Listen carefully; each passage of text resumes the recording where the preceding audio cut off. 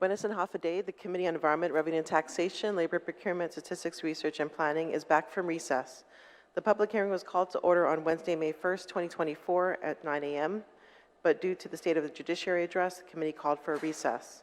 It is currently May 3rd, and the time now is 9:09 a.m. Again, in compliance with open government law, notices of the public hearing were published in the Guam Daily Post, provided via email to senators, stakeholders, and local media, and posted to the Government of Guam Public Notices website on April 24th for the 5-day notice and April 29th for the 48-hour notice, thus meeting the requirements. I'd like to acknowledge my colleagues that are here today, Senator Joanne Brown.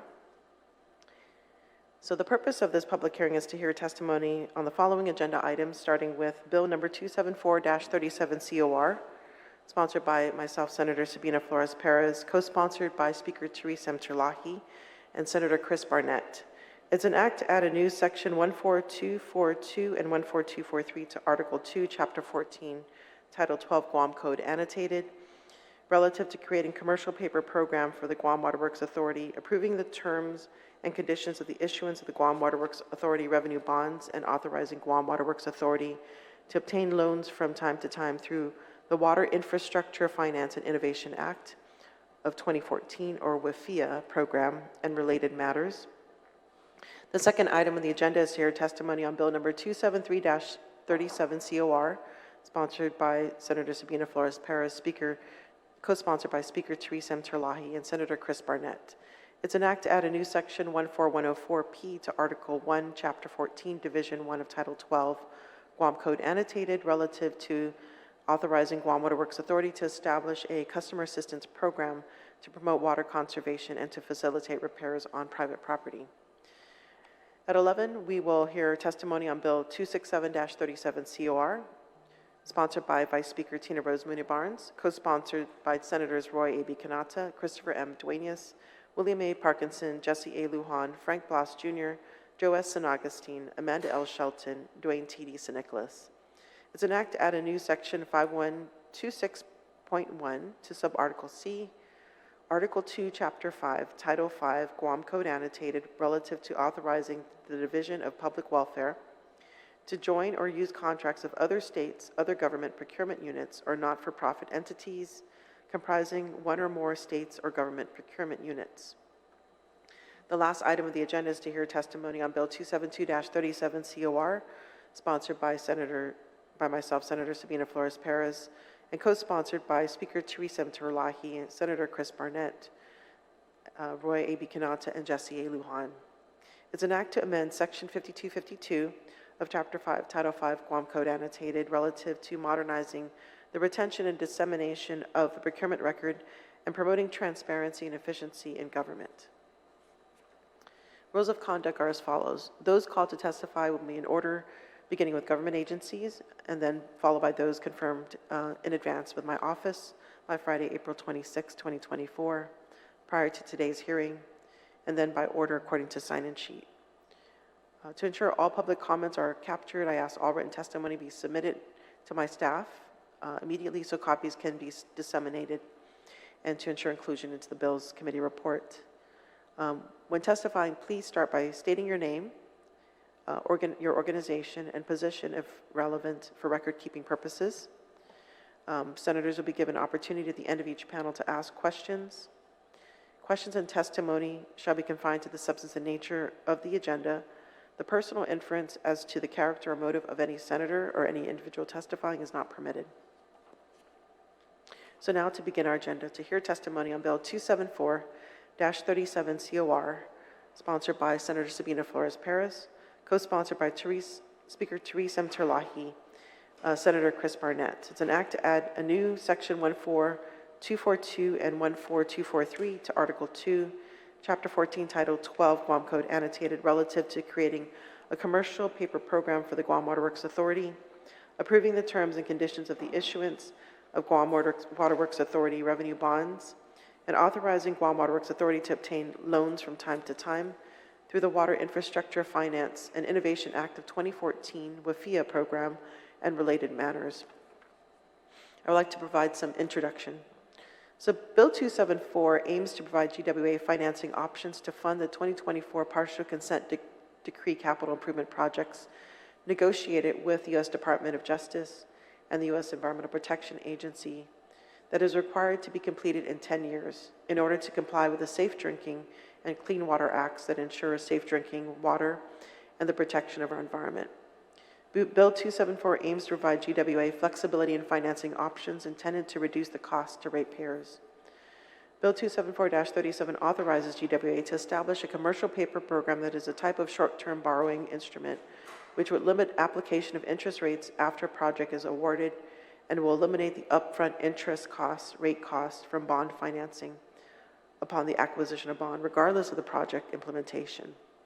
This shift will allow GWA to save millions of dollars in financing costs that will be passed on to the ratepayers.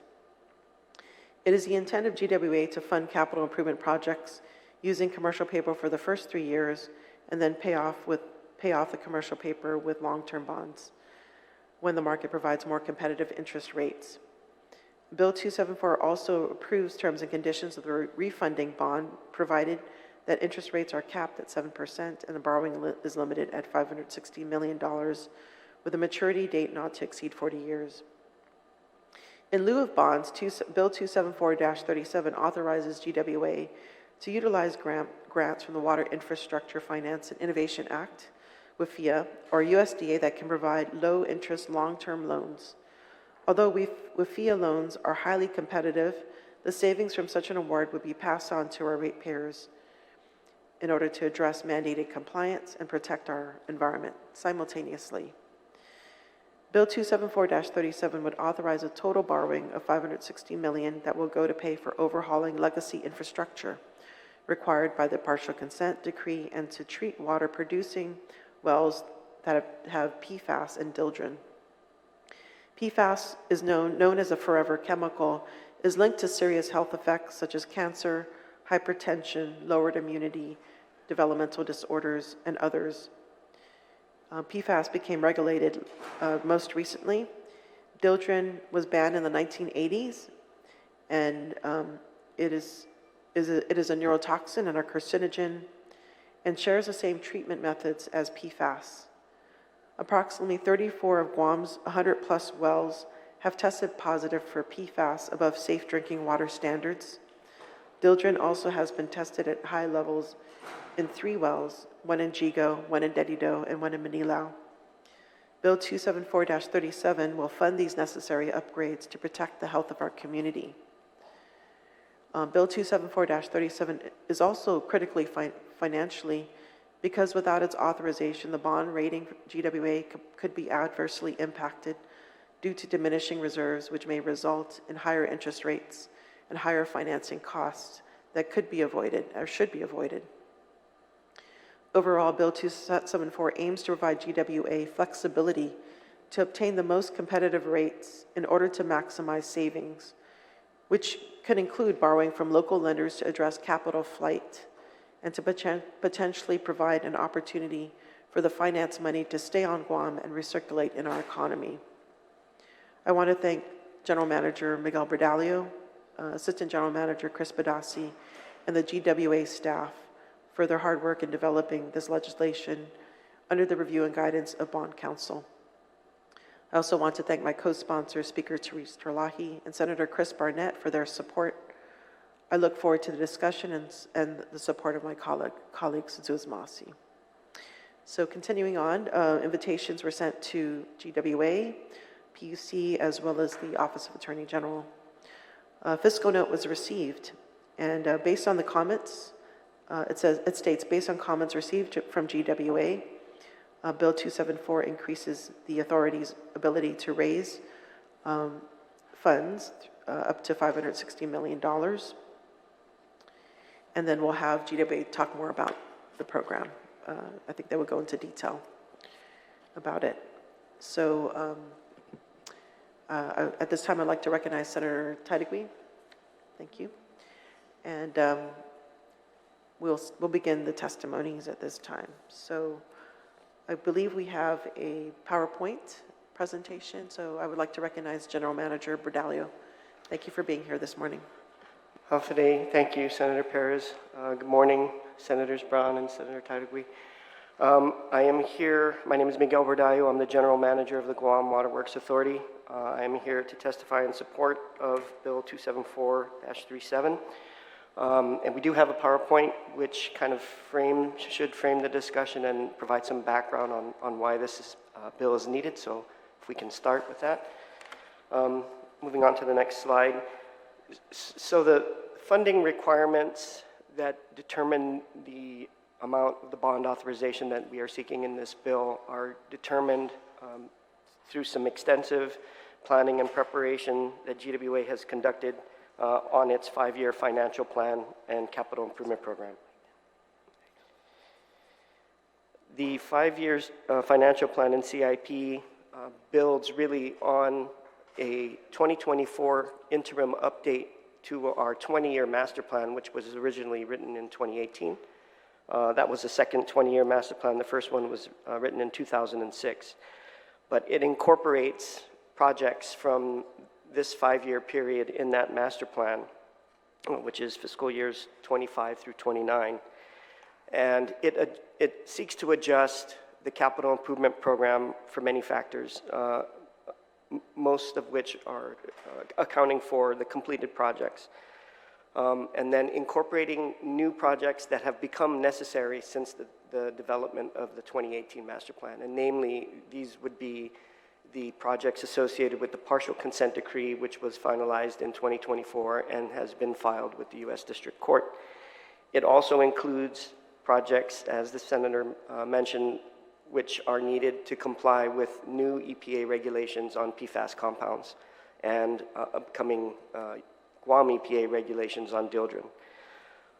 It also takes into account cost escalation factors for local construction market conditions that would have an impact on our capital improvement program, and also for general global inflationary pressures that we have seen over the last several years.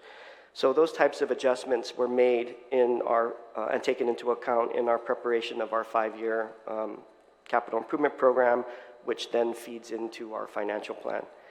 It also includes our 5-year budgetary projections for operation and maintenance expenses to run the authority with the appropriate level of management, maintenance, and staffing. Taking into account, of course, other inflationary pressures on normal material supplies and expenses. And the financial plan then takes all of that and presents the anticipated rate relief that would be required to fund GWA's operations and capital improvement plan over the next 5 years. And really what drives the bond authorization and our need for the flexibility with short-term financing, what really drives that is the magnitude of the capital improvement program. That is really the debt service that is required to fund the capital improvement program is really what drives the rate increase request that we have submitted to the PUC.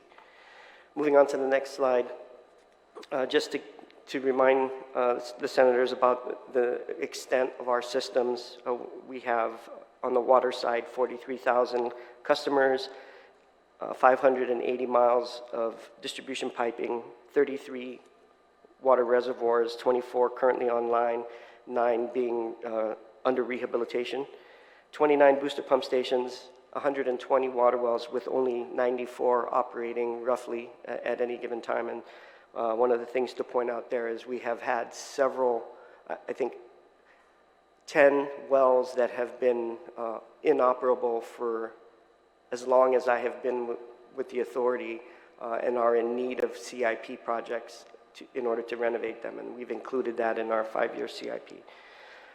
We also operate 1 surface water treatment plant and the Tuman Maui well, which is owned by DOD. On the wastewater side, about a little less than 31,000 customers, 300 miles of collection system piping, 84 lift stations, and 6 wastewater treatment plants, all of which require extensive maintenance and certified operators to properly operate the systems. So moving on to the next slide, just to give you an indication of how we plan for the future and this 5-year period from 25 through 29 as a specific example. As I mentioned, we start with the Water Resource Master Plan and then update it. We're currently in a 5-year interim update, which will be published a little later this year. And we have updated our project costs. As I've mentioned, we've also updated our hydraulic model with new information that has come in since 2018, added to our GIS. We've updated our hydraulic model to give us a better handle on what improvements would be needed to support developments as they come up during this 5-year period. And we've also included new water loss control initiatives in order to reduce GWA's still high water losses and through leakages and pipe breaks. Moving on to the next slide, we also wanted to point out that the 5-year plan also envisions that we will continue service improvements we established in the 2018 master plan. We increased the number of LOS, levels of service goals, by 11. We previously had only 4 or 5. We added 11 new ones specifically for the customer side, and it is our goal to continue to improve on these on a year-over-year basis, and that is reflected in our financial plan. So, moving on to the next slide, this gives you an indication of the progress that we have made since the first master plan was developed in 2006. The bulleted items reflect some of the major and notable projects. Most recently, we have built a new Agate Santa Rita secondary wastewater treatment plant that is in operation. We've completed secondary treatment upgrades for the Umatic Mauricio, Agate Santa Rita, and the Northern District wastewater treatment plants. So on the wastewater side, we've put a lot of money into upgrading those facilities to ensure we comply with the Clean Water Act. We've also put a lot of money under the court order, 2011 court order, to rehabilitate water tanks, and we now have 20 new or rehabilitated water tanks with a capacity of nearly 25 million gallons, and we have 12 more that are either in construction or will be in construction for another 15.5 million gallons of safe water storage. We've also, between 2004 and 2016, reduced our Navy water consumption by almost 50%. So we're kind of holding at stable levels now. We do have the opportunity to reduce that amount, save money, and that is also reflected in our 5-year capital improvement program. But the main point to bring up on this slide is that since 2006, we have put in nearly $800 million in capital improvements to benefit the water and wastewater systems on Guam. And our average annual investment over that time period has been about 42.5 million. And you can see it was kind of stable around the $30 million mark on average from 2006 to about 2016. And then at that point, our spending really took off to take advantage of DOD funding that had come in, but also to unlock SRF grant funding that had been on hold for quite some time due to problems with our contract executions, which we solved. And so there's been a lot of recent capital improvement spending in order to make up for years of underinvestment in the water and wastewater systems. The next slide provides you... Sorry, General Manager, so this is not the complete list, right? There's many other projects that you completed. Right. So maybe if you can add more supplemental information. For the number of projects completed? Yeah, all the projects, yeah. We can submit. You're right, there are a lot, but I only wanted to put that on one slide, not 10. Okay, yes, thank you. So the next slide shows the details of that. With on the left-hand side, you will see those are the scale for the blue bars, which is the annual CIP expenditures. And then the scale on the right is the cumulative total of CIP investment. And so at the end there, at the end of fiscal year 2023, we had spent about $765 million in CIP projects. And this is only the expenditures does not include capitalized labor or capitalized interest in terms of the dollar amount. So quite a lot of progress, but unfortunately still a lot of work to do. If we move on to the next slide, this is kind of just also shows the accomplishments that we've made. Notable here, we've completed 98% of the court order projects. We're finishing out the last 2% now. As I mentioned, we have completed at least the capital improvement program portion of our interim 2024 update to the 20-year master plan. And the 5-year master plan for fiscal year 25 through 29, that 5-year capital improvement program does require us, we project, to expend $898 million in capital improvements, which will require $780 million in traditional 30-year bonds. And these are primarily needed to address critical regulatory compliance and safe drinking water compliance and water loss reduction initiatives. If the bond authorization is issued along with the flexibility to use short-term financing in the form of tax-exempt commercial paper or WIFIA loans or other short-term financing options, which are included in the draft legislation, GWA could reduce the amount of debt service over that 5-year period, we project, by about $84 million.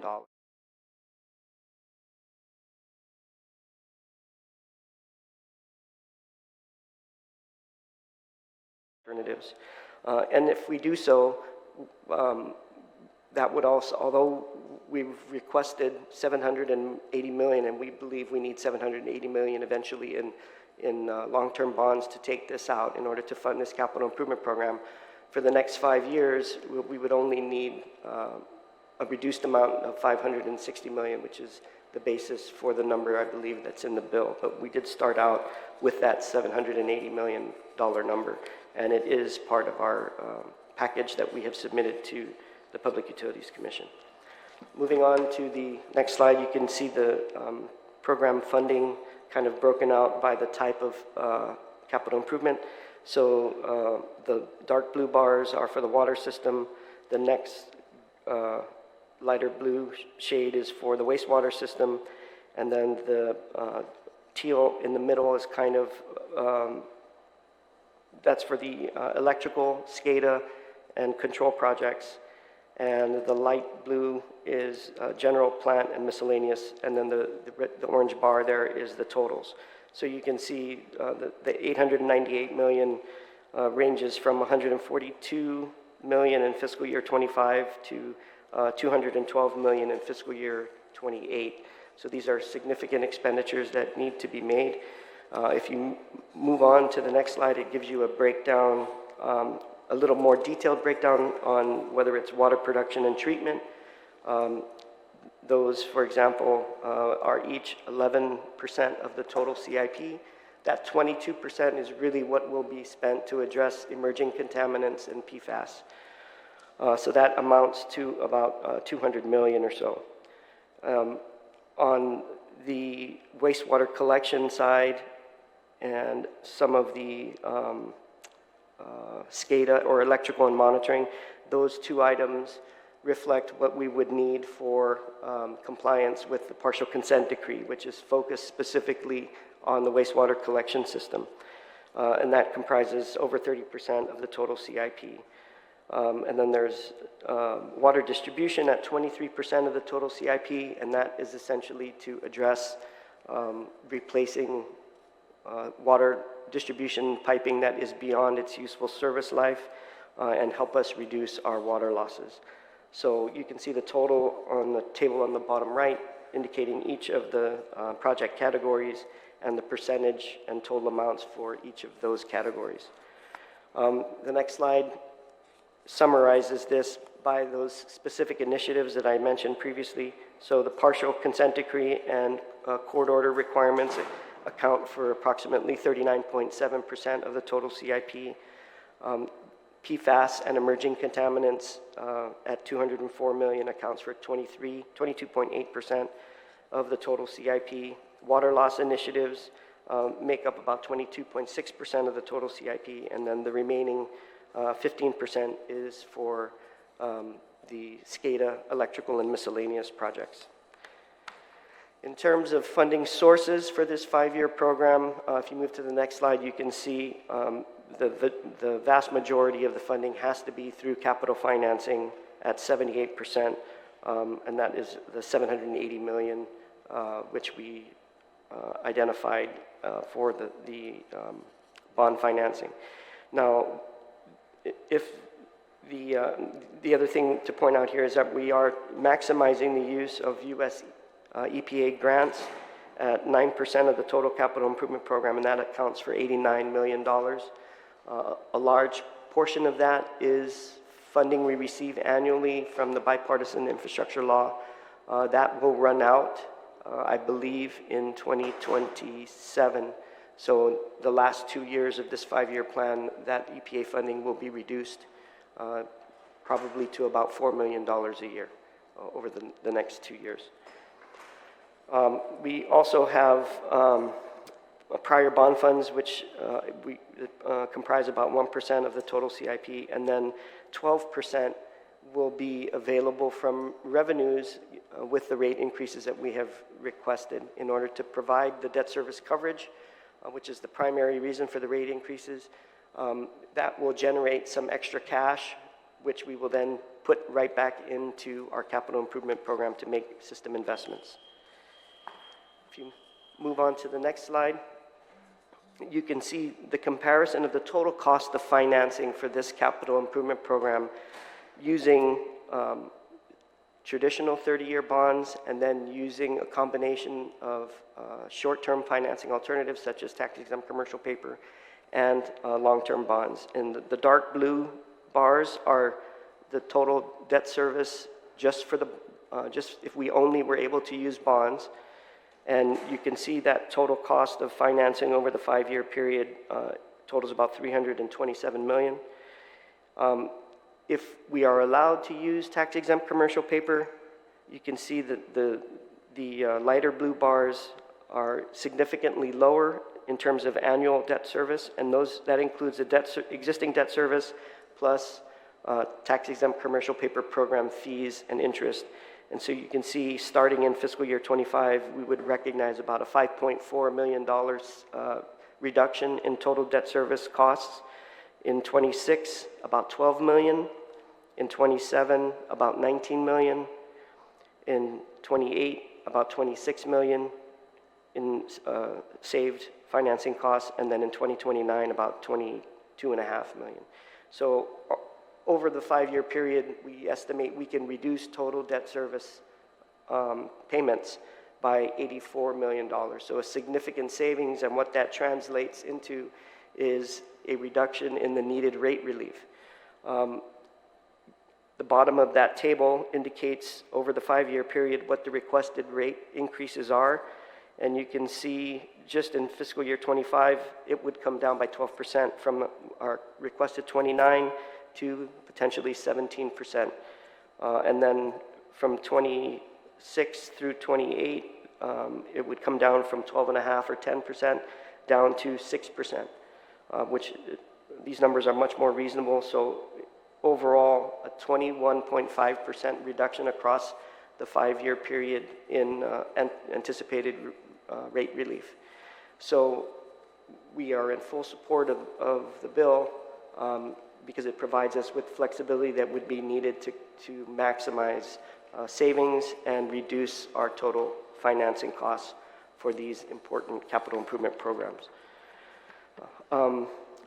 Moving on to the next slide, just to give you an indication of our position in the financial markets.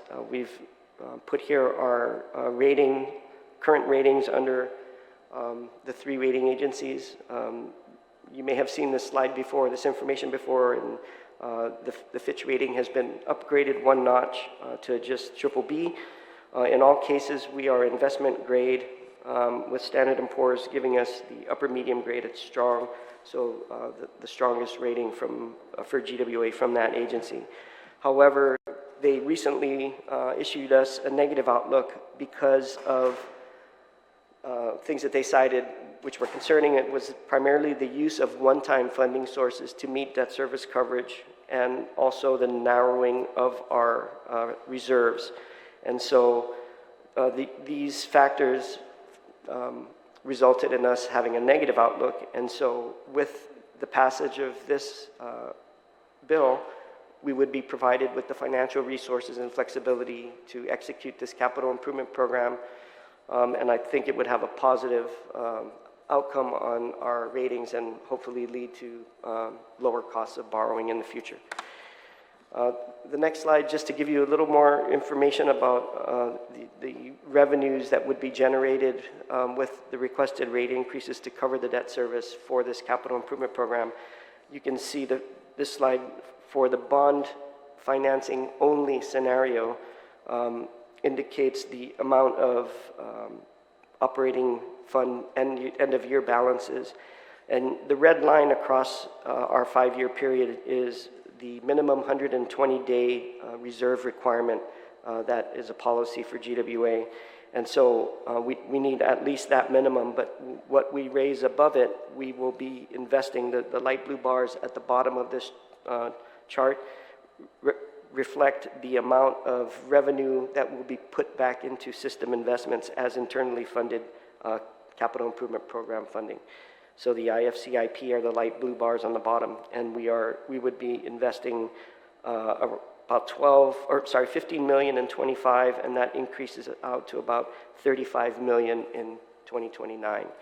On the next slide, you see the same concept, but if we were to use bonds and tax-exempt commercial paper, because the rate relief requested would be lower, the amount of extra cash that is generated because of the debt service coverage requirement would be a little lower. So we are now around 30 million in our end of year fund balances, and that is about the 120-day reserve requirement. And you can see we have a little less excess above that to invest, but we would still be investing between 10 million and 20 million over the 5-year period each year with revenues to fund capital improvement program projects. So we do, with the rate increases that we request, we try to maximize the amount that we can put into system investments. And so with these capital improvement program requirements and these funding requirements, there will obviously be an impact to the rates. The next slide reflects how the rates would be affected if we were to use bond financing only, and that's the darker blue bars, and then the lighter bars again are if we were given the flexibility to use tax-exempt commercial paper. You see a significant reduction year over year in the required rate relief, with the exception of the last year of the program, because that's when the debt service on the long-term bond to take out the commercial paper would come into effect. And so that's why that 15% in that year is higher. Sorry, General Manager, can you go back to the past 2 slides and just explain what that red line means again between those 2 slides? Yeah, so the red line reflects the 120-day reserve. So 120 days of operating cash is a reserve requirement for that is set in policy for GWA. So our operating fund balance, we need to keep above that red line. So at the end of, for example, on the slide that we're looking at now, at the end of 2025, our 120-day reserve requirement will be around 30 million. With the revenues that we get, we will keep about 31 million in the operating fund, and anything in excess above that 31 million will be invested in capital projects, and that's the blue line, the lighter blue bar at the bottom. So that's an outflow from operating fund, but an inflow into capital improvement program funding. So the more cash we're able to put into the capital improvement program, the less we have to borrow. So that there's kind of a balance there as we move forward. Madam Chair, if the IFCIP, what is IF again? Internally funded, so funded out of revenues. Okay, that's what IF means. IF, Okay. yes. In the first slide, there's more above the red line, which means you'll use more revenues to pay for capital improvement projects. We have, because if it's bond only, the rates will be higher, and so we generate more excess revenue because of the debt service coverage requirement. So the debt service coverage requirement is, the bond indenture requires us to have 1.25 times coverage on the debt service. So if our debt service is 50 million, we have to have 1.25 times that in That's 75. in excess revenues, right? And so the higher your debt service is, because of that coverage requirement, the higher your excess revenues have to be. And so, but it doesn't limit us from what we can do with the revenues. It just means we have to have at least that much. So what we're saying is the higher our debt service, the more extra revenue we have, the more we're able to put into capital improvement program. Because with the tax-exempt commercial paper, the rate request will be lower, the debt service will be lower, the excess cash will be lower. And so these slides show the difference in what we are able to put into internally funded CIP. With the bond and tax-exempt commercial paper, we will necessarily have less extra cash to put into capital improvement programs, but we're saving money on the total cost of financing. So it's a balance that we work through as we implement the capital improvement program. Okay, thank you for that clarification. I do have, one more clarification, please, if I may, just to clarify what you were talking about. You talk about the more that's there in revenues that you have to have excess, right, in certain situations, then does that mean that allows you to spend more? The more excess revenue you have, does it allow you to spend more? The requirement is to have excess revenues to meet your annual debt service payment, right? You have to have enough extra cash to pay your debt service, right? And so the higher your debt service, the higher that extra cash requirement has to be. Right. But it doesn't say you can't use it.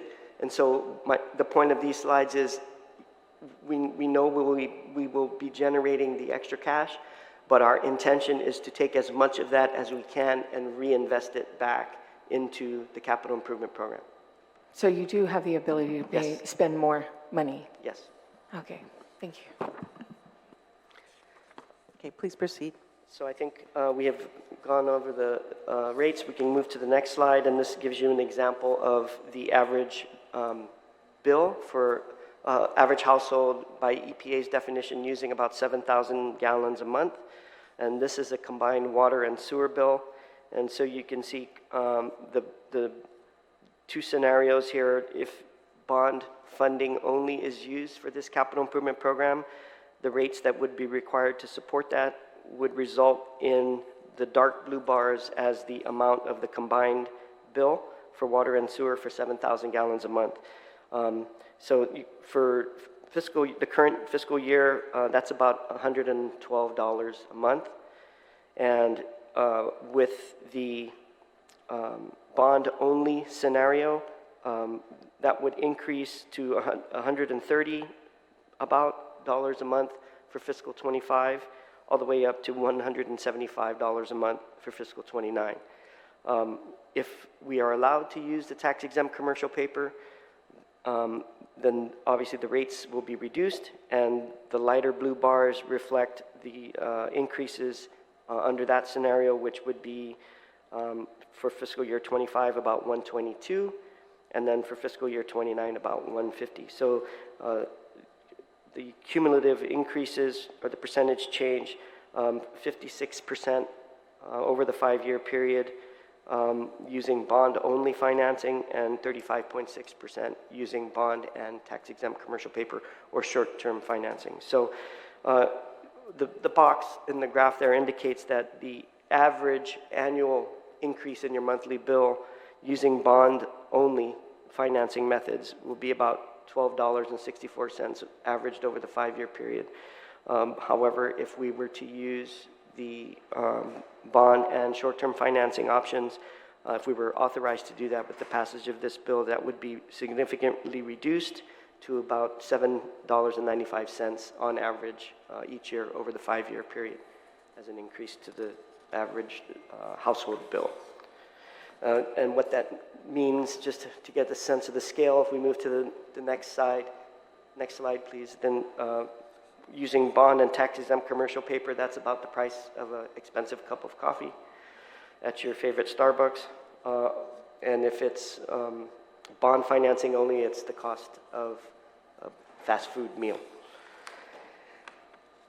The next 2 slides are just informational only, reflecting the monthly bill impacts as we have filed them with the PUC. I know it's a little hard to read on the screen, but hopefully you have the hard copies.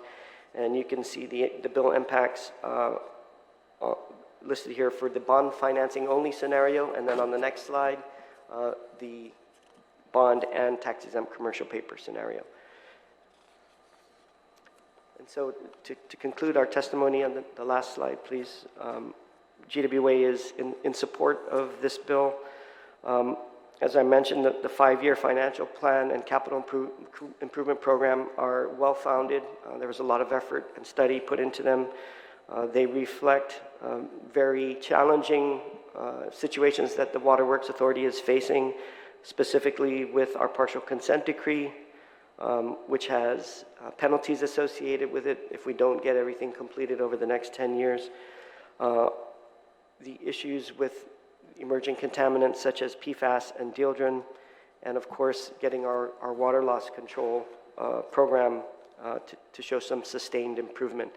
And just on that point, with the development and buildup that is happening, and these issues with our northern Guam lens aquifer, GWA believes that it is imperative for us, instead of putting in new wells and expanding production capacity, to more right-size what we're producing to what the current demands are, and manage the water resource by reducing our production, by reducing water losses. And so, although it's not a regulated requirement, we do believe that water loss control is significantly important to be mentioned in the same sentence with the partial consent decree and the PFAS requirements. In terms of managing the sole source aquifer, we think it is the only thing that's going to help us reduce our production rates in order to match what our demands are at the moment. And it also provides some additional capacity, if we're able to do it, for growth in the future. So we do believe that these projects are all necessary and critical. We have adjusted our capital improvement program to reflect the actual construction market conditions now and inflationary impacts.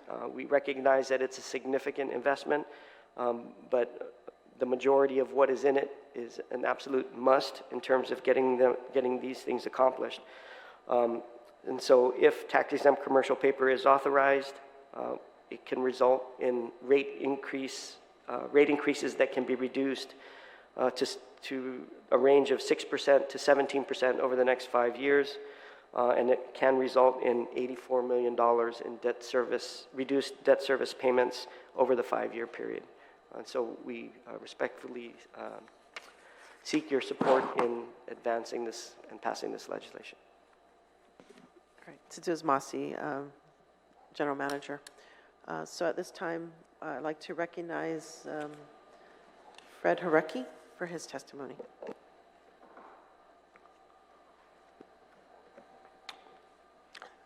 Thank you, Senator Perez, Senators Taitigui, Senator Brown.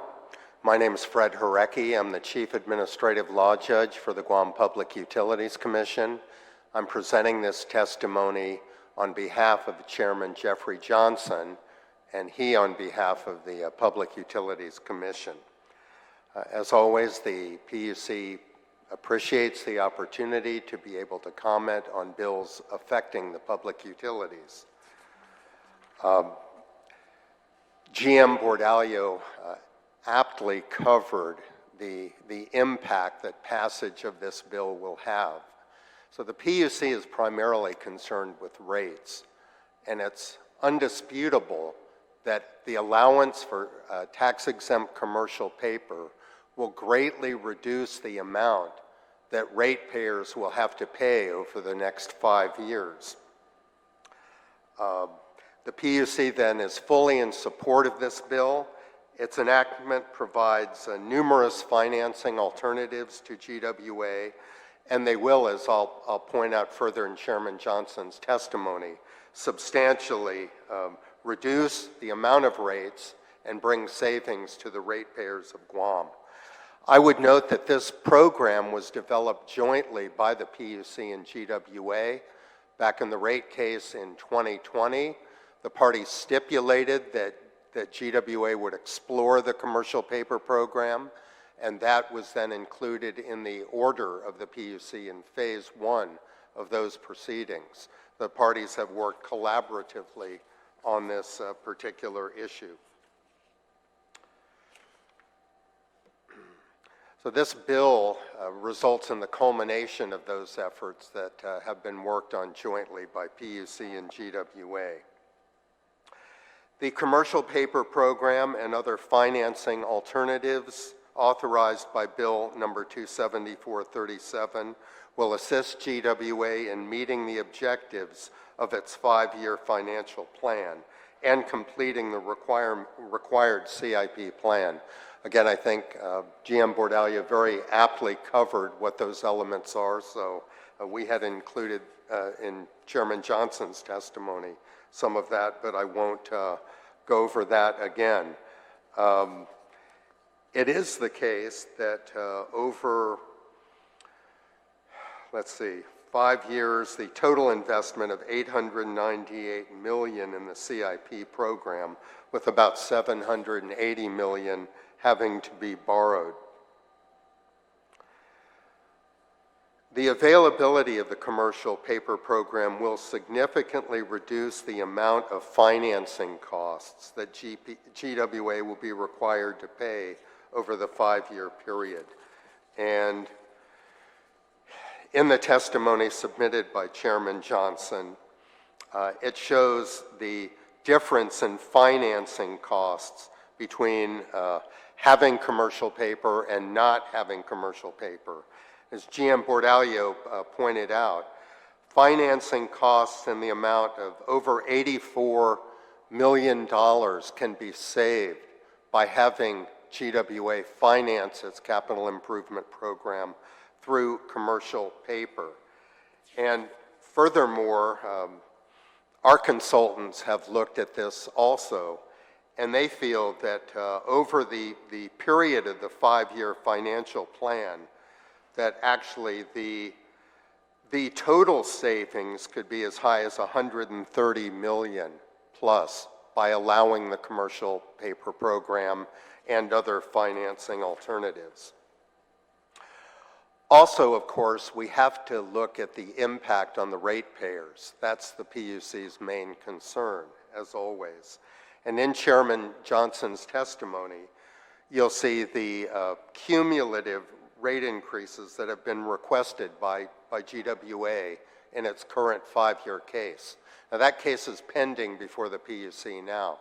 So, of course, the PUC has not approved any specific rate increases at present, but we are presently working with GWA to determine what the rate increases should be for the 5-year period. So the chart indicates basically with no commercial paper or other loan alternatives, the total cumulative rate increase from FY 2025 through 2029 would be over 71%. That's cumulative. However, with the commercial paper alternatives, it would go down to roughly 50%. Now, that's cumulative. We should also add that if you look at the compounding rate increases without commercial paper, 93.2%, so nearly a doubling. However, with TECP, the compounded increase would be 60.3%. Now, again, these aren't rate increases that have been approved, but it does appear this is a substantial capital improvement program that's required over the next 5 years. And of course, the PUC will be, and is now actually, we're already working together on this to examine the details of the program and all the elements. But I think this is an extremely important bill for the legislature to pass because it will be of great assistance to the ratepayers, and whatever the final rate increases turn out to be, those will be substantially lowered by the passage of this bill. So in conclusion, the PUC concurs with GWA that this bill is very beneficial to the ratepayers. It will definitely reduce the amount of rates that are needed over the next 5 years. The PUC urges you to pass the bill. Thank you. Thank you so much, Administrative Law Judge Fred Harecki, for your testimony. We'll have questions later. So I'd like to, at this time, recognize Tina Garcia on behalf of Mel Mendiola from GITA. Good morning. Thank you. Hafaday, good morning, Senator Perez, Senator Brown, and Senator Taitagui. My name is Tina Garcia. I am the GITA Public Finance Manager, and I'm here to present the testimony of Mel Mendiola, GITA Chief Executive Officer and Administrator. She apologizes she wasn't feeling well today and couldn't make it. We are submitting this testimony in support of Bill number 274-37. GITA, in its role as the Central Financial Manager and Consultant for the Government of Guam, monitors and advises the government on financial options that can best support and achieve certain goals and objectives. The Guam WATERWORKS Authority is ready to embark on the next phase of capital investment into the water and wastewater infrastructure on Guam in an amount estimated at $898 million, of which $780 million will need to be borrowed, and the remaining to be covered by their internal operational funds. To avoid the significant rate hikes to the ratepayers of the island, GITA stands behind the efforts of GWA to access the capital market using a number of financing vehicles to lower the cost of borrowing. This bill authorizes GWA to use certain financing vehicles to include short-term financing, such as the tax-exempt commercial paper program, or bank loans, as well as traditional long-term financing vehicles, such as the Water Infrastructure Finance and Innovation Act, also known as a WIFIA loan, the USDA loans, and bond financing. The advantage of using short-term, one-year financing is that GWA would be subject to interest-only payments at corresponding lower rates before converting to long-term debts at higher rates. In support of exploring the world of short-term financing for GWA, GITA has issued a request for information 24-001, which seeks information on financing alternatives for GWA's prospective capital improvement program. Although general information regarding interest rates and terms, we wanted to get some specific details for GWA financing, which in some cases will provide a triple tax exemption as territorial debt. Proposals to RFI 24-001 are due to be submitted to GITA no later than 4 p.m. on May 15, 2024, at which time we'll be in a better position to provide additional detailed recommendations to GWA for today's market. With the passing of Bill 274-37 quickly, GITA and GWA will be in the most advantageous position to move quickly on securing the best low-interest rate financing, all in the best interests of GWA ratepayers. Thank you for the opportunity to provide testimony in support of 274-37.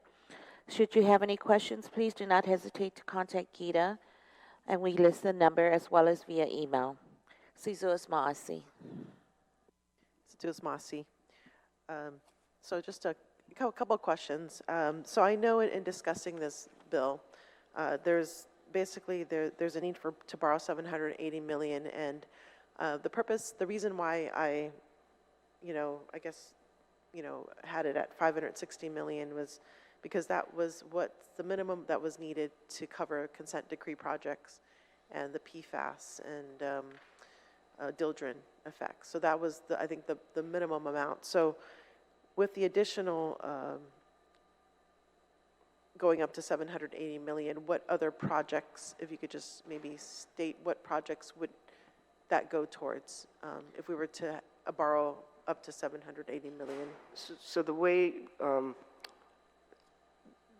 in the planning, preparing the capital financing plan for the 5-year CIP, the 780 million was broken up into 3 bond issuances to be issued 2 years apart as a standard structure for us in order to give us what we would need for the 5-year period. And so the capital, the initiatives that you discussed, the PFAS and the consent decree and court order projects, do comprise the majority of the CIP, I think roughly around a little over 50%. The remaining initiative that covers a large part of the CIP is also the water loss control, the distribution system projects. And so those would be the other projects. There are also, as I mentioned, the SCADA and miscellaneous and general plan improvement projects that are included in the difference between, I guess, the 560 and the 780. However, the 560 number, if based on our understanding, would cover the first 2 bond issuances. So we would use the commercial paper, but because we're deferring the takeout bond, under the bond-only financing, those 3 bonds would start in 25, and then the next one would be in 27, and the last one would be in 29, 2 years apart for each. If we are allowed to use tax-exempt commercial paper, we use commercial paper for the first few years, and then we do a takeout bond. So the sizing of the issuances could be roughly the same, but within that 5-year period, it would cover the first 2 issuances, which would be the 560 amount.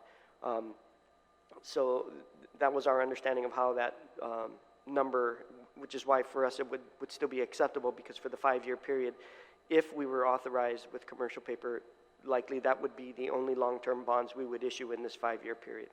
We would still need a takeout bond for the difference, but it would be outside of this 5-year period. And so the 560 amount, if that's what ends up in the final bill, we would still be happy with, but because we were able to defer the bond issuances with the use of the tax-exempt commercial paper. So that would just delay the water loss projects, is that correct? No, it wouldn't necessarily delay it. If we were allowed to use the tax-exempt commercial paper program, we could still do the full CIP. Nothing would drop off, but we would be issuing takeout bonds only for the first 2 issuances and not the final one. So we would need to come back to you at some point to get authorization for the takeout bond for that last tranche. Okay. Outside the 5-year period. Okay, thank you. And then the other thing was the WIFIA, and I hear that's very competitive, and the USDA loans. So what is the cycle for that? And because the idea is, like, if we can make up the gap with those type of loans, if they have much lower interest rates, so maybe GWA can speak about it, or Gita can speak about it. Yes, thank you. Yes, the rates, both the USDA and the WIFIA loan rates are lower than the bond market. However, what helps is those processes usually take 6 to 9 months. So by doing the commercial paper or short-term notes, we can start working on those too, so that at the point of takeout, because again, these instruments may go for a year, maybe up to 3 years for these projects, but we'll be able to secure those loans without hurting the project timeline. Yeah, thank you. Can you just, do you know offhand, what are the interest rates these days for USDA and the WIFIA loans? I'm trying to get that right now. I apologize, I don't have that right now. Miguel, do you know the WIFIA?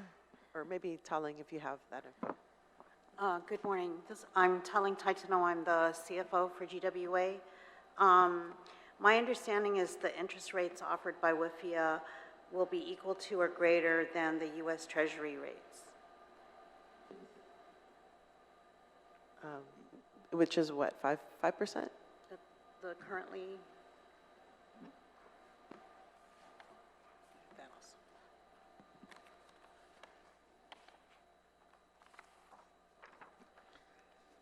If you're looking at 20 to 30-year rates, tax exempt would be,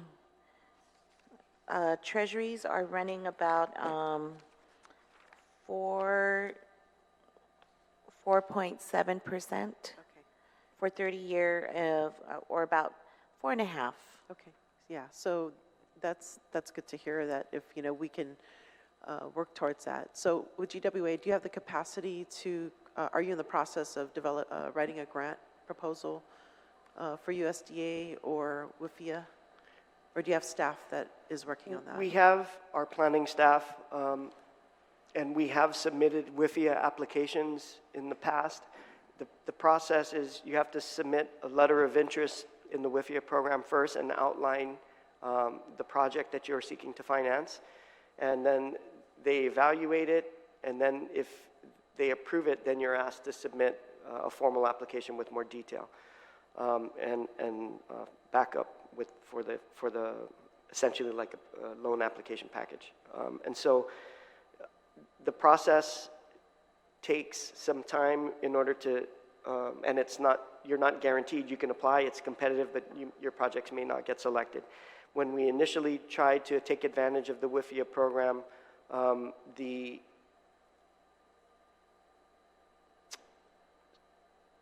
structure of what they were looking for in terms of projects were discrete, large projects, and what we had submitted was a program of improvements. So not just one large project, but a large program of smaller projects all relating to the same thing, and I think it was wastewater pump station rehabilitations. And I think US EPA has shifted very recently in moving towards doing programmatic applications. And so we believe our chances are better this time around, and if we can take advantage of it, they're structured the same way where you are allowed to draw down only even though you're approved for the total amount, you're allowed to draw down only what you need and then pay only the interest on what you draw down until you get to the full amount.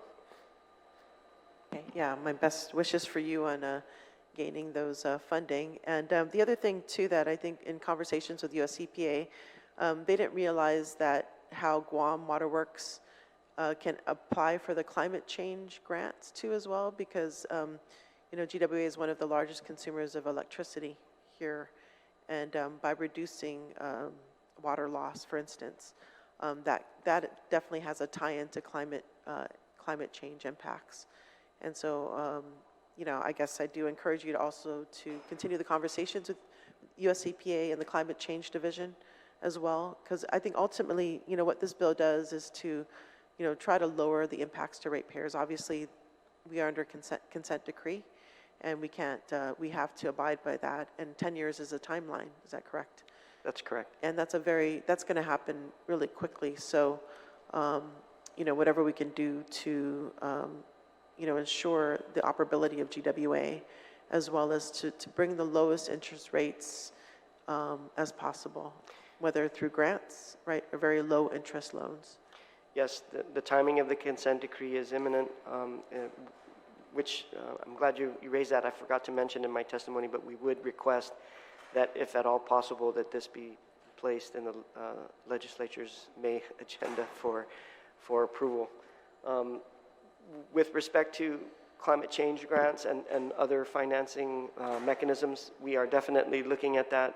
We have our grants team actually is working on that. And in addition, in terms of the water loss program, we are also investigating private financing based on greenhouse gas reductions or emission reductions by tying the reduced production that would result from reduced water losses to greenhouse gas emissions and then carbon credits. So we're looking at all different types of alternatives in order to reduce the amount of capital financing that we would and our financing costs.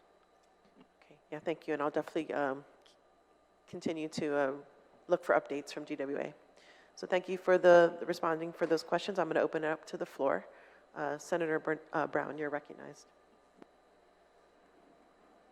Thank you very much, Madam Chair, and certainly we've come a long way. I mean, 18 years ago, the Guam Waterworks Authority initially couldn't even borrow $1 million, and we fortunately were able to get that first bond bill through that began the process of where we are today. But I do have to say, and I understand the challenges that Waterworks faces, especially with regards to treatment of the water, because we have these additional contaminants that we need to deal with. But for ratepayers, with everything else going on, it's definitely, even if we look at the best financing process here that would have the least amount of impact, it's still going to be an impact that's going to be noted. In terms of the increase that you're looking at, I understand you're looking at the treatment process of these water wells. What more has to be installed in them? Are these filtration systems that the water has to run through? And how many water wells are you going to have to address? And what else in the infrastructure has to go into addressing these additional contaminants that are in the system? So for addressing those emerging contaminant issues, new treatment systems will be required. The number of wells currently requiring treatment based on the new EPA regulations is about 34, and they are spread out in separate areas over the northern Guam Lens Aquifer.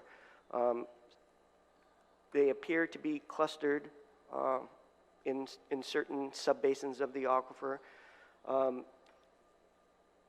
would say 3 or 4, and 75% of those areas we can tie to either known discharges of AFFF or unlined hard fills in the vicinity of these wells. So the treatment, the infrastructure that has to go into taking care of that problem will include tying those wells together via transmission lines, potentially providing additional booster pumps to maintain pressure in the distribution system, since these wells will not feed directly into the distribution system any longer, and then a centralized treatment facility located most likely near existing reservoirs. So there's enhancements to the well sites, there's new transmission lines that need to be put in, there's new treatment facilities that need to be put in, and then there's tie-ins to the reservoirs, and then enhancements to the distribution system to maintain the pressures. So all of that is part and parcel of the treatment strategy. The exact treatment technology to be used, we are still evaluating. We are currently conducting bench scale testing on certain treatment technologies that we are pursuing because we believe it will reduce the amount of waste byproduct at the end of the treatment process that will then become an expense for GWA to get rid of. If we use the traditional methods that we've employed so far, our waste stream problems and expenses are going to be at great expense. The operating costs will be much higher because those a large volume of that will have to be sent off island. And so we are looking at strategies that will reduce the amount of that waste stream that we have to deal with and concentrate it so that we can reduce the operating expenses. So we're in the process of evaluating those treatment technologies, and we have funding to do some preliminary engineering, but we don't have the funding to proceed with the design and construction of these facilities, and that's what's included in the 5-year CIP. And how about with regards to your water lines? I mean, you know, we know that there have been aged water lines in the system. Some probably you don't even have maps for, as we recall. You know, they were laid and there's no record, or the records were not maintained back in the day.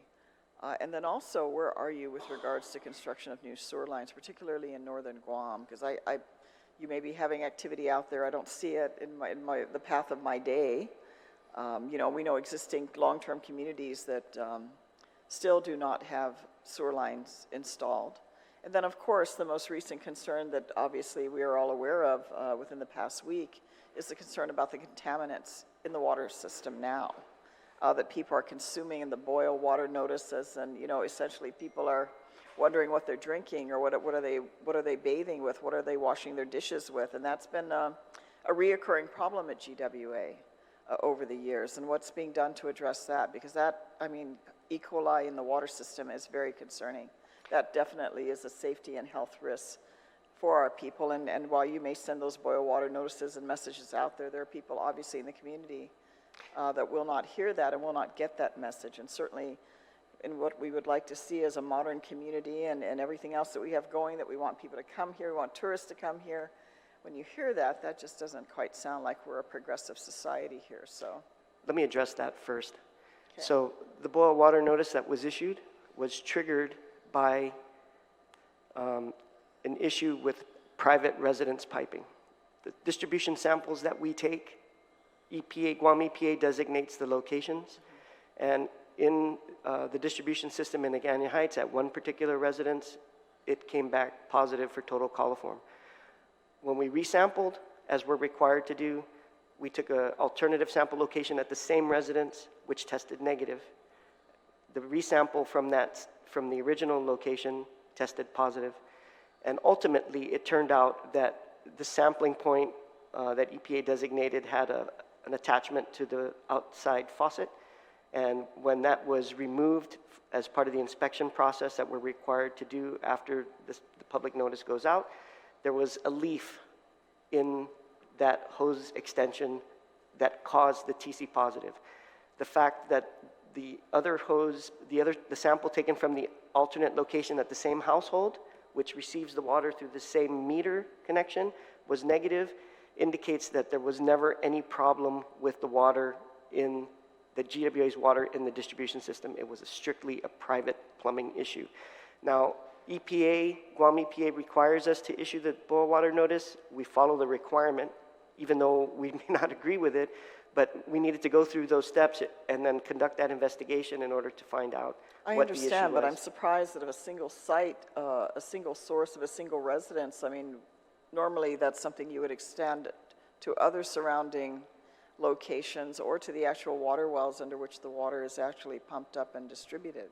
I'm surprised a single household without follow-up tests would trigger that. And then, you know, in the response that you're providing now, I'm glad I'm hearing it. Maybe the public's hearing it, but we didn't hear much else after. I didn't see any announcements that got circulated from WaterWorks to explain this most recently. I mean, that's great if it is. If it got narrowed down to a single leaf in a single house, wonderful, but that message didn't get out. What got circulated to everyone was the boil water notice. And again, it's very easy to have discomfort with something that's so critical because it's something you need to survive. So when people hear this and when they hear these concerns and then they hear, oh my goodness, now we got to pay more in water, you know, that just compounds the problem.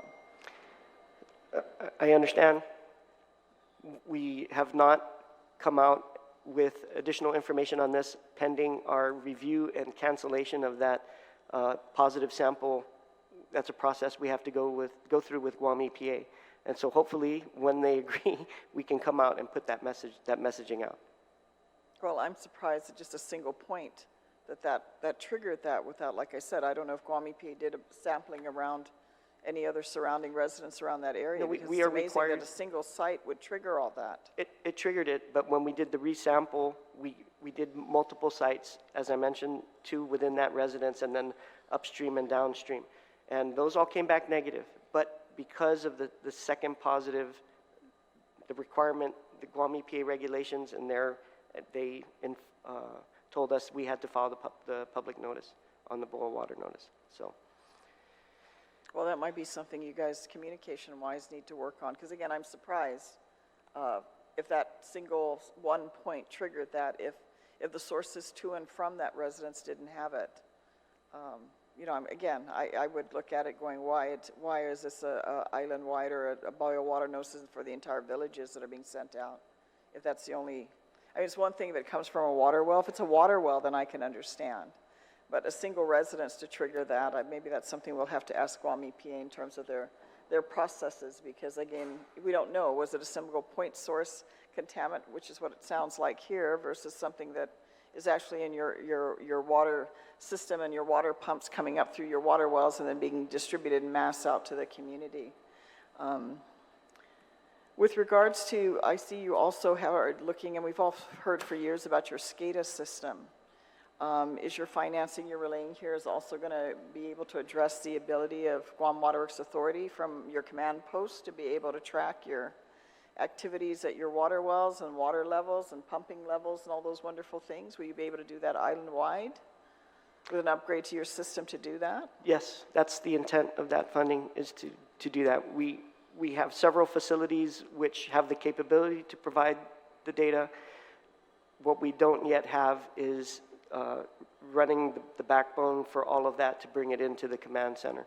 And so that's part of what our ongoing work will be with that funding. I'm sorry, I didn't get a chance to address your question about water loss and the leaky pipes. Yes. Just going back to that for a second, we have implemented district metered area program as part of our water loss control. And we have established over 20 DMAs out of a 36 DMA total island-wide. And for the last several years, we have been conducting proactive leak detection campaigns within those district metered areas. So we measure what comes in, we measure what goes out, and the difference we characterize, and then we prioritize where we send the teams to do leak detection.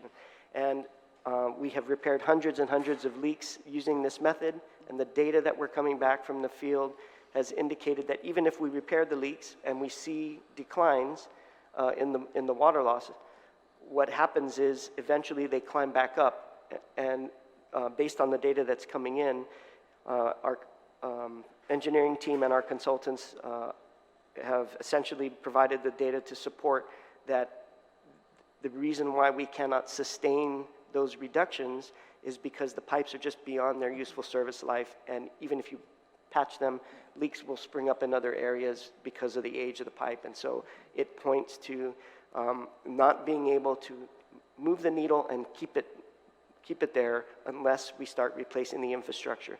And so the water distribution numbers that you see in our 5-year plan reflect a significant amount of work in line replacements, starting with a prioritized list that is currently being developed by our engineering team. How about with regards to your sewer lines, particularly in northern Guam? I mean, obviously, we continue to have growth of residents up there, many areas there that are not even properly regulated by Guam EPA with regards to waste discharge and a whole lot of other things. I mean, I know we'd like to focus on the military, but we have a lot of contaminants that we're contributing to on our side of the fence that is not properly addressed. And absolutely. And so the nitrate issue is primary focus of that, and we do have a project currently under design. We're kind of being held up because we need to put in a pump station which requires some property acquisition, so that is affecting the design. But as soon as that issue gets resolved, that project will go out to bid and will provide new sewer lines in the Atacao area, which affects 3 or 4 wells with high nitrate levels. So we are moving on that. The wastewater collection system funding included in the 5-year CIP now, prospectively, that also includes additional sewer lines. do you have any idea of how many residences will be positively impacted by their ability to hook up to sewer? Have you calculated that in terms of these upgrades so we know how much of an improvement? Because I have to tell you, I mean, it sounds like a normal course of events, but goodness, almost $900 million is a substantial amount of money that our ratepayers are being asked over this period of time. You know, of course, you're talking the next 5 years, but many years after that the ratepayers are going to have to pay. And then on top of that, whatever additional cost comes down the road, whatever infrastructure is always aging. So as soon as you replace these old pipelines and old sewer lines, there's going to be a whole new slate that you're going to have to do again. And it's making it to where it's going to be manageable so people can actually afford to live here. So do you have an idea for Northern Guam how many additional residences, you'll be able to hook up with your anticipated upgrade of an expansion of your sewer line system? We do have that identified in our analytical study that was completed. I'm sorry, I don't have the numbers in front of me, but we do have. Can you the provide data. that for Yes, us so that absolutely. we'll know? I wanted to ask, because I've been always concerned about the fact that Guam Waterworks Authority took over the Tumon Maui well and the contaminants that were there, that the military was responsible for addressing cleaning through pumping. Are you still actively operating the Tumon Maui well, and what's involved now in terms of the remediation of the contaminants that are there in that water source? We are operating the Tumon Maui well. The issues with the prior contamination they've no longer been detected, but we do have PFAS issues with that well, so there is a treatment system in place which we are actively operating. And do you guys know where the source of the PFAS is coming from? Is it In a that- non-point source, or is it just, because we're washing our car out in the yard? Where do you guys determine where this contaminants are coming from? For the Tumon Maui well and the other wells in the vicinity of the Guam International Airport, there's documented releases of AFFF, the foam, and that is the source of contamination in those areas. In the A-series wells closer to Agana, the two that we have currently shut down, we have documentation that indicates foam was discharged into the parking lot of the Agana Shopping Center as part of a Demonstration Fire project? Prevention Week activity, treasure hunt through the foam at the old townhouse in Agana Shopping Center. And we have photographic evidence of that. And we have advised Guam EPA of that, but there has been, to my knowledge, no movement on trying to remediate what we believe are still contaminated soils in and around the Agana Shopping Center. So in addition, some of the A-series wells we also believe that are showing higher levels and are hydraulically removed from that site and the airport site. There is an unlined hard fill in the vicinity, which we believe is contributing to that. We've seen a similar facility near some of the wells up north in Jigo, which are also going to require treatment. And then in the Mangilao area, we see a cluster of wells that are not near any obvious source, but there is a high number of there's a high density of residential development with individual septic systems. And so we believe that just the leachate discharge from these individual septic systems are contributing to the PFAS that is being found in the aquifer. So to your point about wastewater collection system expansion, we have included it in our 5-year capital improvement program, but going into the future, once we have confirmed data on that, there will be an impetus to aggressively expand the wastewater collection system to all existing areas that are currently served by septic tanks. Just quickly getting back, since you mentioned about this firefighting foam that's used by the Guam Fire Department, has anything been changed in terms of the makeup of what they use? And I'm asking this, Madam Chair, I understand we're talking about the bond issue. I understand we're talking about the bond issue, but I think it's important because since it's been brought up, I mean, have they changed what they use so that we're not contributing again? I mean, this is an expensive cleanup process that the ratepayers of Guam are paying for, so I'm just kind of curious.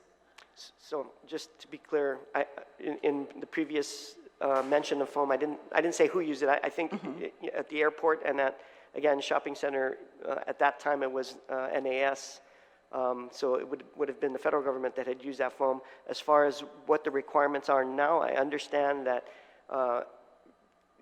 the PFAS components of AFFF are no longer allowed in the foam, and an alternative has been used, but I don't think that there is confidence that what is currently being used, that alternative won't have some future impact. So I don't have a good answer for you on that, and perhaps Guam EPA might be better suited to answer And that then question. one other question I have on your water wells, is any of this funding going to go to the security of these wells? Because before, I mean, it's just jumping over a chain link fence.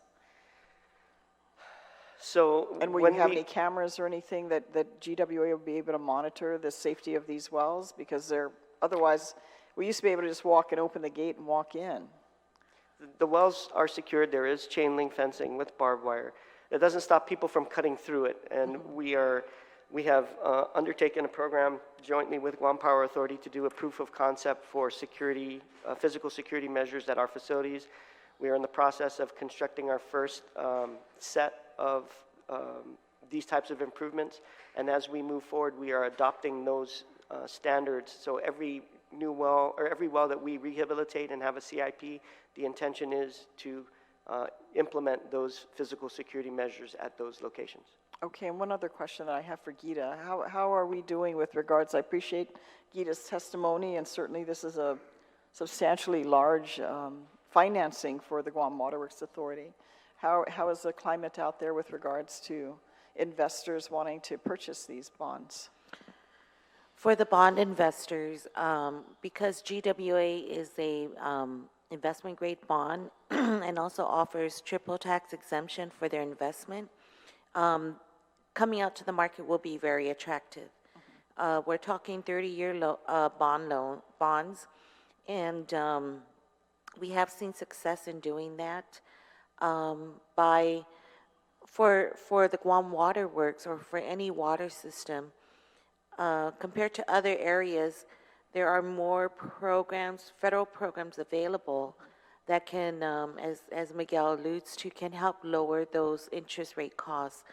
For instance, USDA, we just got their rates, and it's about 3.875, but they also have a lot of grant programs in their infrastructure area. And again, you're talking where a bond process can take you three to 4 months for new CIP projects. USDA, WIFIA could take anywhere from 6 months to 9 months, but at least what's happening here is by offering these notes, you're still able to stay on track with the projects and get it going while it takes time to get these lower rate programs. The interest rate climate today for short-term notes are high.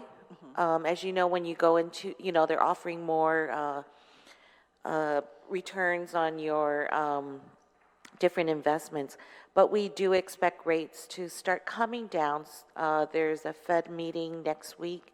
A little bit of the rate we believe will come down and throughout the remainder of the year. And once those rates start coming down, these short-term notes will be more attractive.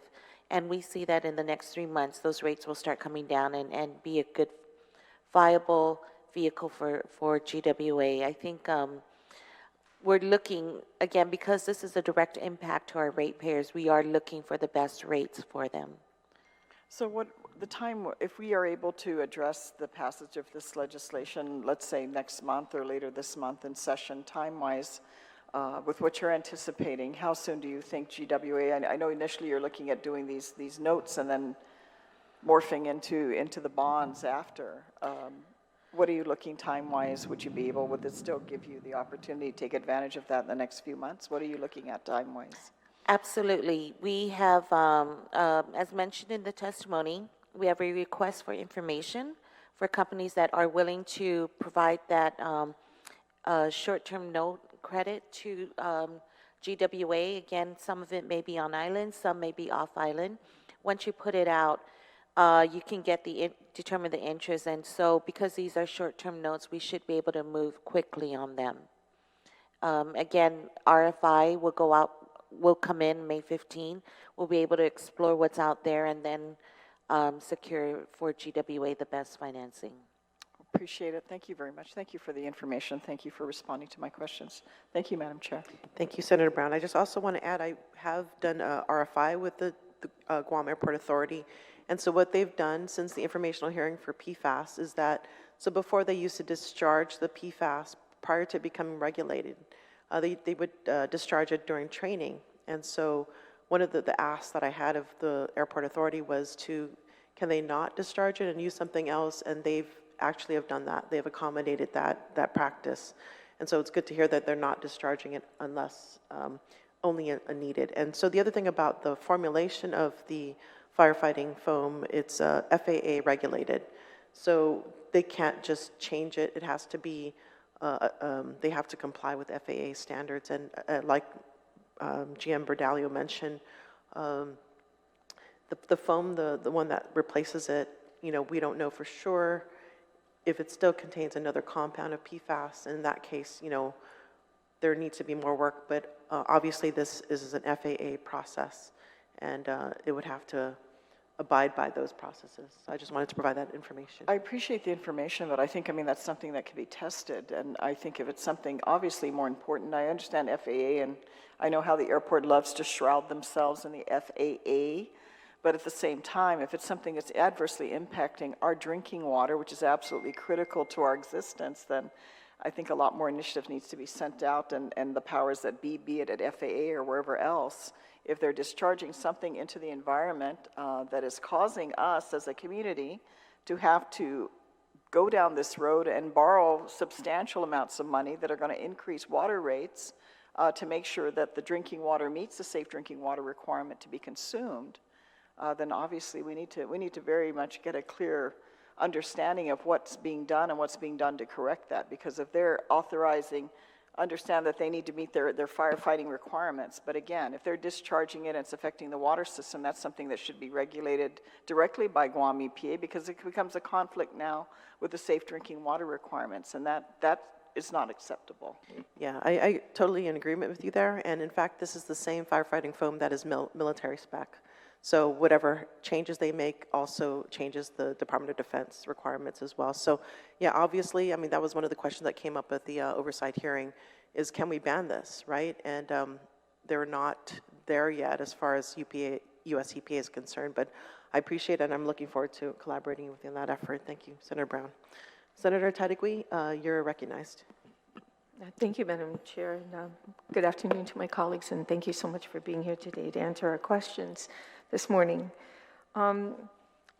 Financing can be very difficult to understand, especially, you're looking at PowerPoints and you got all this information, rammed down your throat to try and understand what accounting is and how this all works. Not all of us are financiers, up here, but what it boils down to is, how much is this going to cost the people of Guam?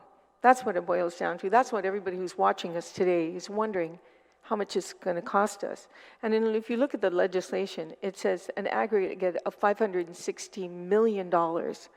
And that is substantial, as mentioned earlier, but then you look at this spreadsheet, and it says that close to $898 million in these CIP projects.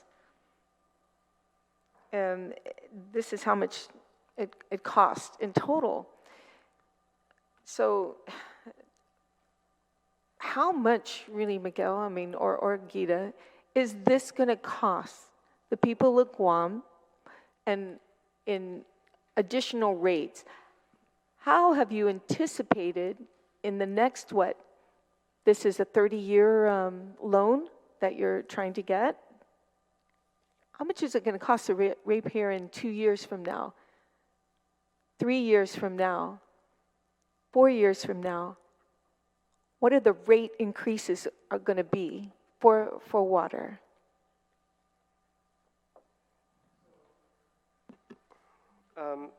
On slide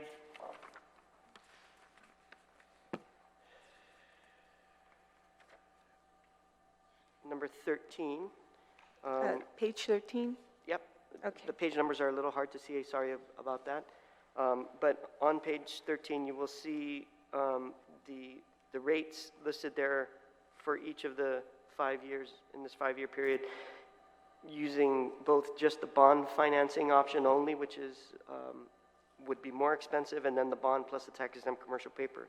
So those show what the rate increases would be over the 5-year period. So in your question, 2 years down the road, in 2026, there will be a 6% increase. Now, if you want to know the cost in terms of bills, then slides 20 and 21 provide the forecasted bills, monthly bills for residential, 3 different usages in residential, 3,000 gallons per month, 7,000 gallons per month, and 12,000 gallons per month. And you can see the projected bills for water and wastewater for the forecasted years 25 through 29. Okay, Miguel, can you just slow down a bit? Okay, so you're in 2025, I'm on page 20, by the way. Okay. You're on page 20, and it says residential, nominal change, percentage change. And then you keep going down, so you talk about meter on the top, and then K gallons. Okay, that's 3 gallons, and then 3,000 gallons. 3,000 gallons. What is the average household of 4 utilize in gallons? So that would be the 7,000 gallon number. Okay, about 7,000. So the average is around 7, right? I'm sorry. I'm sorry, would you? Is that true? The average household is around 7? So Let's go to, we use the 7,000 number because US EPA defines the average household at using about that consumption of 7,000 gallons. EPA does. What does GWA? So the specifics of our billing, I think of our residential customer class, if I'm not mistaken, about 50% of our residential customers use 5,000 gallons or less. Okay, so it's a little bit less. So it's in between the 3 and the 7 then, right? Correct. Okay, so now you're looking at $81.47 for 3 gallons. I mean 3,000 gallons, and then 7,000. Let's just go to the high end at $111.74 is what the average person who utilizes 7,000 gallons of water a month pay monthly is $111.74, correct? Correct. Wow, that's almost a power bill, you know. I remember the day was such a big difference between power and water.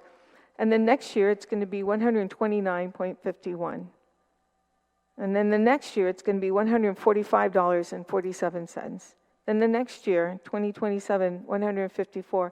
You're really getting into a huge amount here. It's quite substantial, you know, rate increase. I mean, just seeing that 111, I know my father's house that I Senator, that's for the bond financing only? Right, So right. it'll be lower for the commercial paper. So if you look at the next slide, yeah, so if we want to compare bond financing versus commercial paper, that 129 is actually lower now with the commercial paper.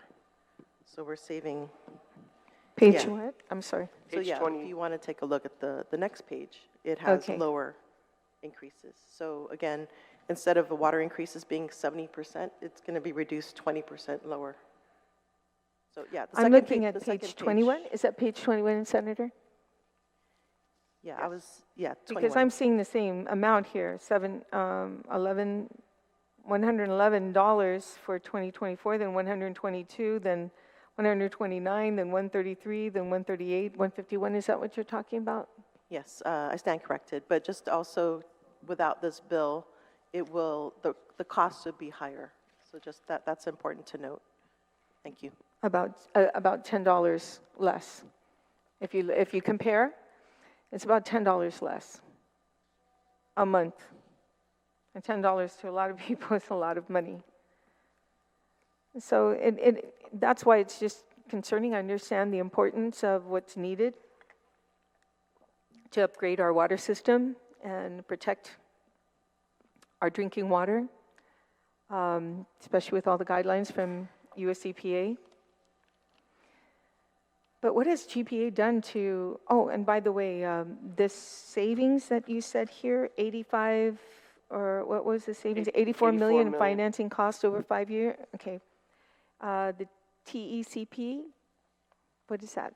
Again, TECP. Tax exempt commercial paper. Okay, is authorized. It could save 84 million, right? Correct. Okay. And that savings will go just where? I mean, you're going to save 84. You already have a number amount. Where's that going to go? If you authorize the bill and the tax exempt commercial paper is used for our long-term financing, it will be 84 million that we don't ask for in rate increases. So it's a difference between the cost, total cost of financing over the 5 years, if we just use bonds, versus the total cost of financing over the 5 years if this bill passes and we are allowed to use tax-exempt commercial paper. So that decreases our total financing cost by $84 million, which means that's 84 million in rate increases that we won't be asking for.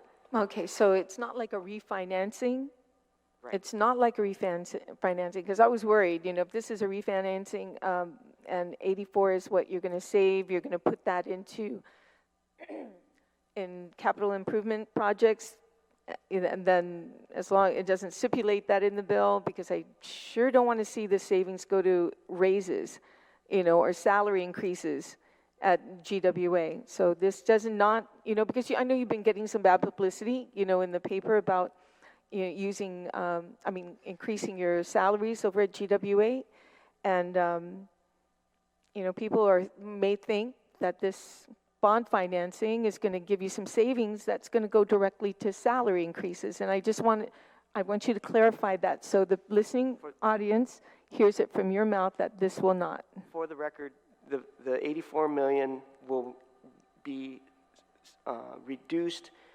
costs of financing that will not result in rate increases. So it's not going anywhere. It's just we're not asking for it.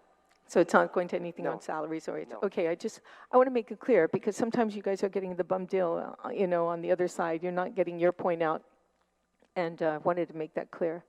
But it is substantial. The other one I had was when you talk about capital improvements and on this bond financing, does anything have to do with, when you repair water lines that are broken or refurbish these pipes?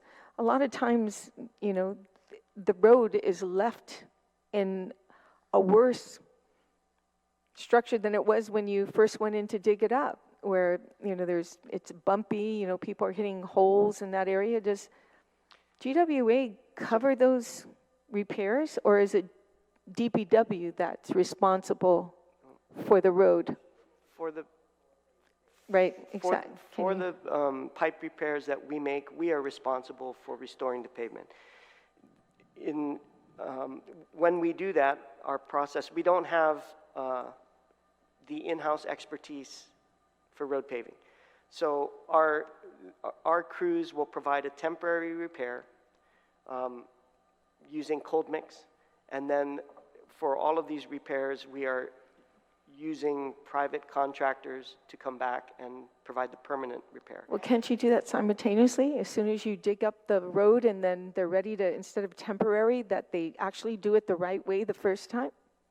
As I mentioned, our crews do not have road paving expertise. That's not our No, core. I understand, but Miguel, you can contract these people that you're talking about who do have the expertise to be on site once you're done with the piping, that they can cover up correctly and not have to have like a temporary that has, divots in the road and causes accidents. So in order to do those repairs correctly, the hot mix has to be available 24/7 when we're repairing the roads.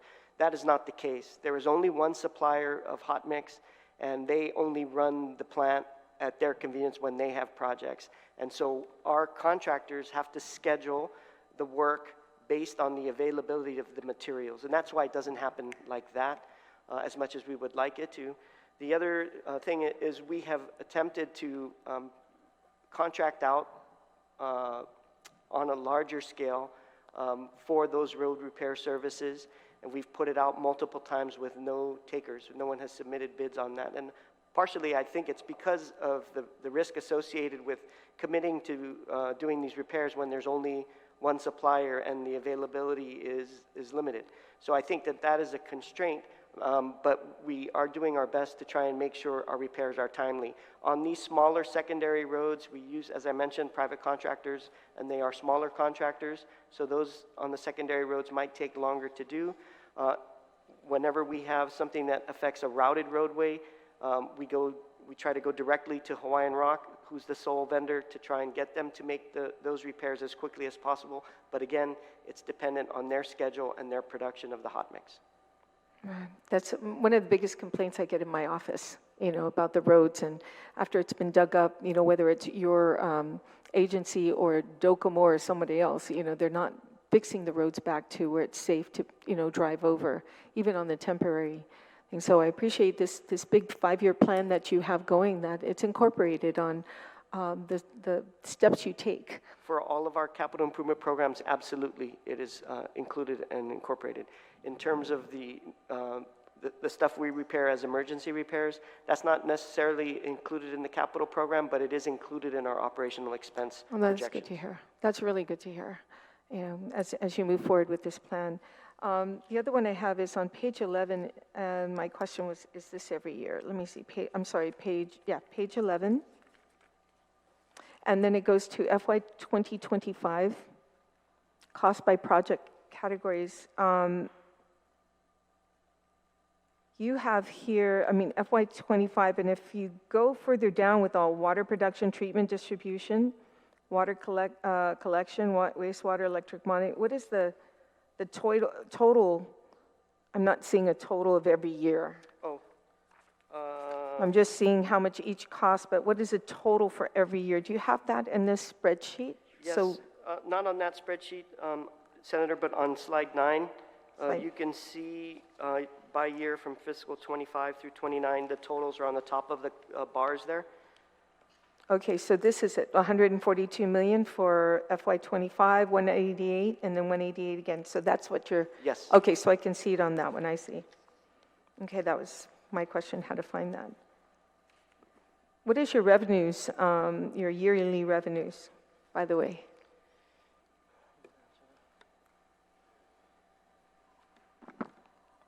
Currently, our operating revenues are just over $100 million. I'm sorry, 100 $100 million 100 million for operating revenue annually. annually. So you collect in payments and money coming to you, 100, I'm sorry, again, say. 100 million. Just over 100 million. Yes. And these projects are going to cost us 142 million. What is your operating expenses currently, a year?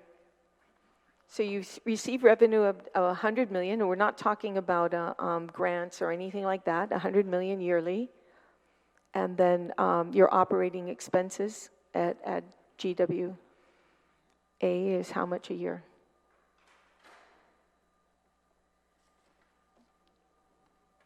I don't have that in front of me, but I believe it's around 80 million a year. I'm sorry, say again. 80 million. 80 million.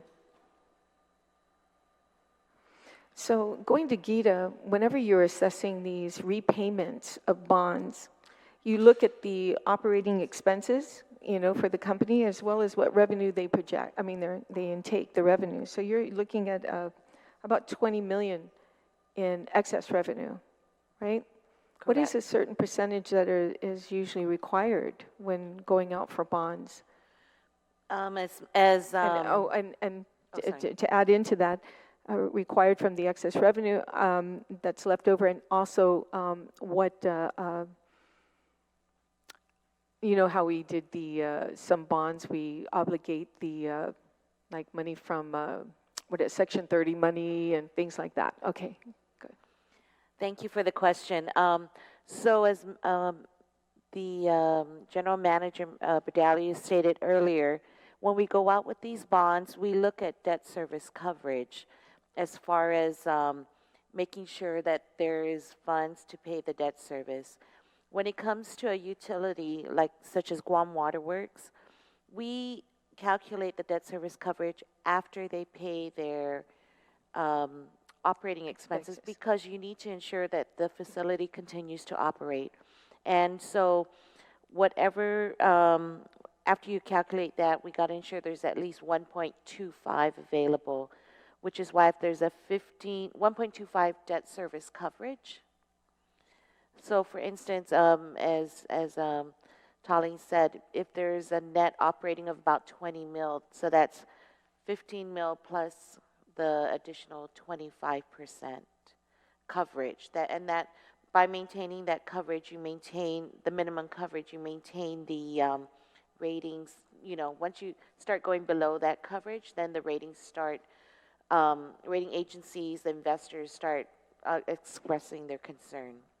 And the amount of funding that we would have to pay back on a yearly basis, if this goes through at 560 million? Right. Again, it depends on the rates that we get. For instance, if we go through the lucky? CP, we go through the CP, USDA just confirmed that they have grant programs that they could also use for, again, specific to water projects.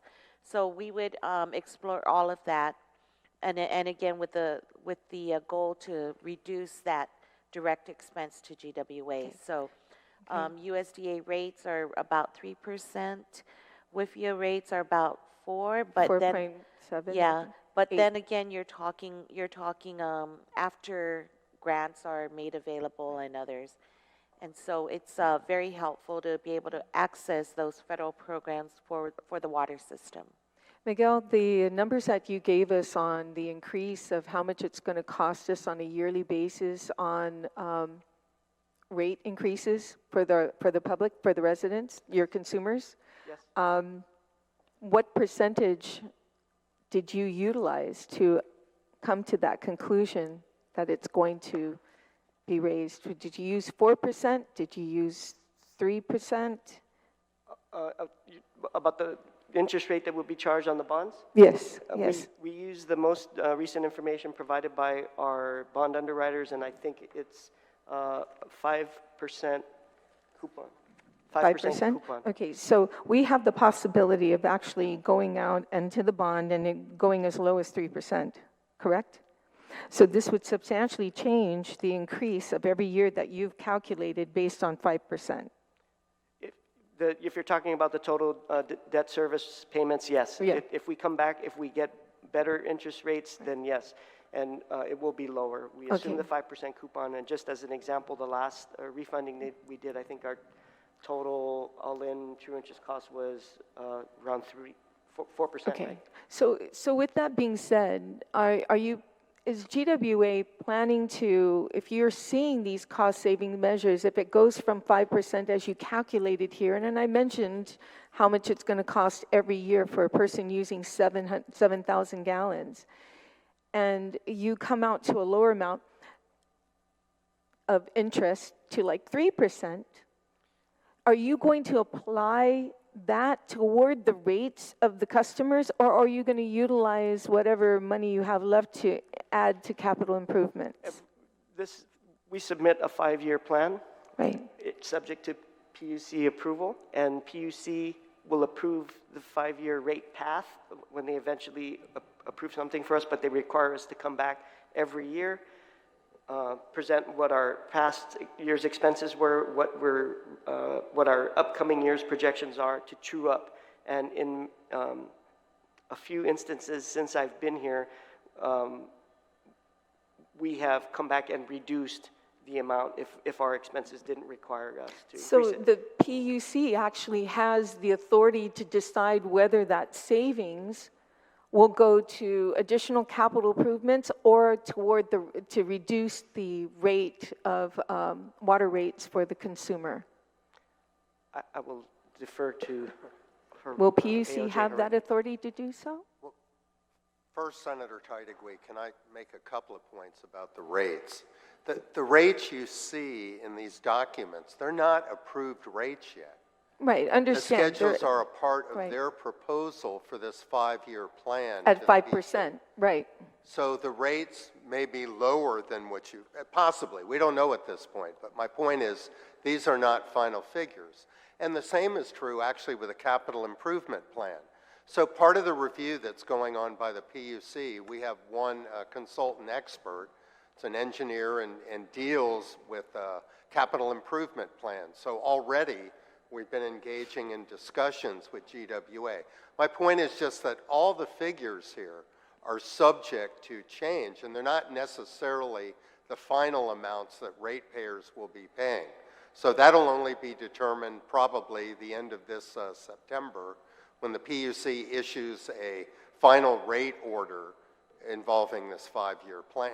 And then at that time, we will know exactly how much the rates go up for each class. Will you do that before the bond has been sold at, or, to show what interest rates they were able to land? Yeah, yes. Okay, Now, before. the other point Okay. too is on commercial paper or bonds, even when the legislature authorizes it, GWA has to come to the PUC for specific approval of whether it's TECP or a bond issuance. And in each case, that is looked at carefully by the PUC before the authorization to go through with the amount is given. So even there, in terms of, what will be the size of the capital improvement project program, what will be the rates, that will come in a petition by GWA to the PUC for specific approval. And then the one other safety measure we have, each year the PUC and GWA does a true-up, it's called, a true-up proceeding. So for each rate year, let's say before the 2025 rates go into effect, we'll have a true-up proceeding. And in that, we determine, are there changes in the rates of the bonds or other matters that could affect the rates? So I'm just pointing out that's another safety mechanism. But then PUC decides if it does go up or make the take the recommendation from GWA. So it's ultimately the PUC that decides whether it goes up or not. Correct. But you guys do take into consideration the savings, right? I mean, even though we're looking at these numbers, and it's ironic because here we are looking at all these numbers, and it's really not true to form because we don't know what the bond is going to give us. The interest rate is going to give us, and so the savings, when we talk about $84 million savings, what that actually is amounts that the ratepayers will not have to pay. So I understand that. Yeah. It's a lesser amount, and again, looking in terms of the revenues, I think I gave you some figures, but it's even higher. Over the 5-year period, so the amounts of revenues that GWA would be asking for with bond financing, over $930 million.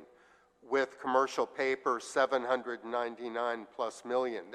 The actual revenues could be as much as $130 million less. So these will all be to the benefit of the ratepayers. They're amounts that the ratepayers won't have to pay in the rates. Well, not in the short term, but maybe in the long term. The problem too is that I just, looking at the bill itself, allowing an aggregate of $560 million, right? That's what we're here for, right? For this particular amount, 560, is that correct, Miguel? Or are we in here for 898? 560 is in the bill and the authorization to use the tax-exempt commercial paper. Okay, that's what I thought. Okay, not the 898. Okay, just one more question, Madam Chair. I know it's been long. That this is important, I mean, a lot of people are watching this, wondering if this bond is going to increase their bills, rate increase.